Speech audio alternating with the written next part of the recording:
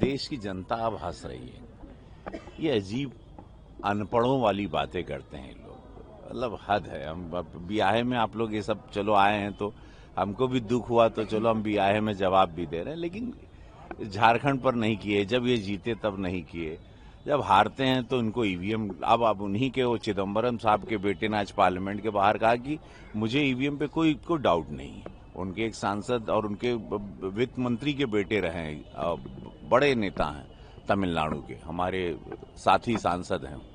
उन्होंने कहा हमको नहीं, जिसको होगा ईवीएम पर। मतलब ये सब अब इसी वजह से लोग हार रहे हैं। देखिए, यही बचकानी बातें जब आप करोगे तो आप बकलौल टाइप के लगे, हम लोग बोका भी कहते हैं, ये सब बोका टाइप का बात है कि मेच्योरिटी अब राजनीति का लेवल यशस्वी प्रधानमंत्री मोदी जी ने इतना लंबा खींच दिया है कि इस तरह की बचकानी बातों से बचना चाहिए। तब आप हार का सामना, आप कांग्रेस की जो हार हुई, हम लोगों का स्ट्राइक रेट देखिए भाजपा का क्या रहा, इन लोगों का क्या स्ट्राइक रेट रहा, ये लोग किस लेवल पर चले गए हैं। अब ये खत्म हो जाएंगे। मतलब ये जहां भी कांग्रेस, या मोदी जी सही, जहां भी कांग्रेस जिसके साथ भी जुड़ती है इसको लेके डूबती है।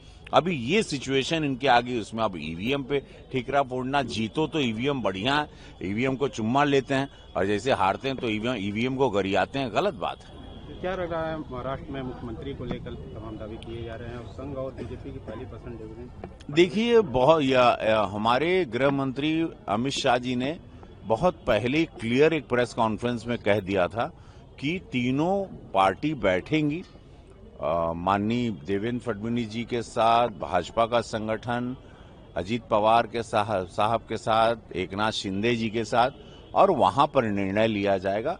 तीनों के साथ बैठ के तय होगा कि कौन मुख्यमंत्री अगला बनेगा। तो ये है कि महायुति में बहुत एकता है, बहुत एक विचारधारा है, और उस हिसाब से डेफिनेटली तीनों की जो राय होगी वही सर्वमान्य होगी। महाराष्ट्र के बाद यूपी चुनाव हुआ, उस पर भी ऐतिहासिक रहा। देखिए, यूपी का चुनाव ऐतिहासिक रहा।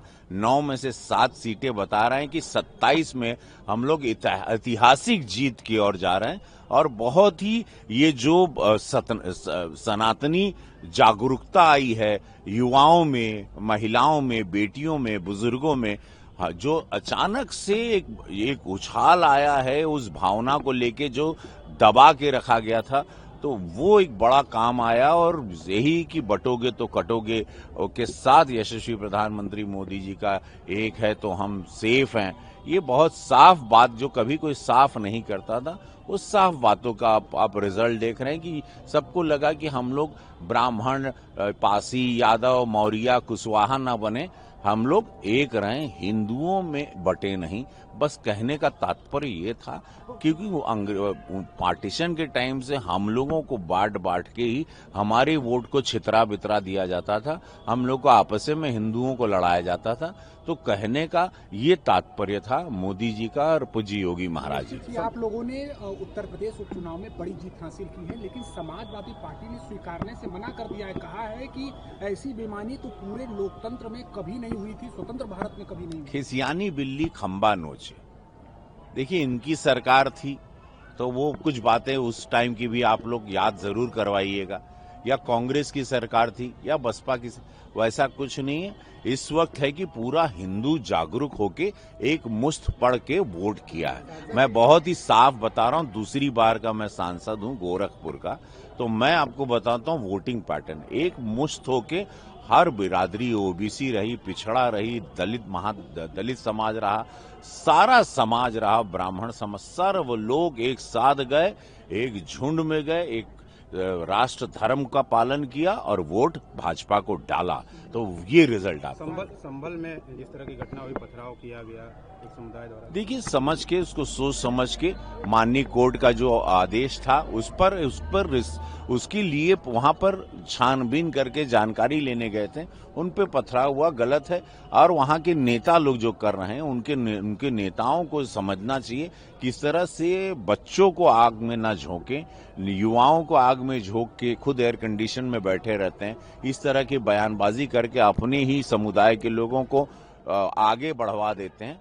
तो ये बहुत गलत है। उनके समुदाय के, मैं मुसलमान समुदाय से मैं निवेदन करना चाहता हूं कि अपने नेताओं के, जितने मुस्लिम नेताओं हैं, आप उनकी बातों में ना आके आक्रोशित हों। मैं निवेदन करता हूं और शांति बरकरार रखें।